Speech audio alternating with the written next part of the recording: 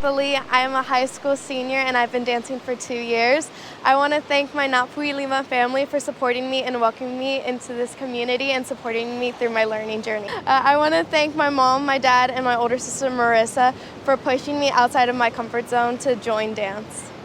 I plan on studying nutrition and becoming a registered dietitian to help other type 1 diabetics.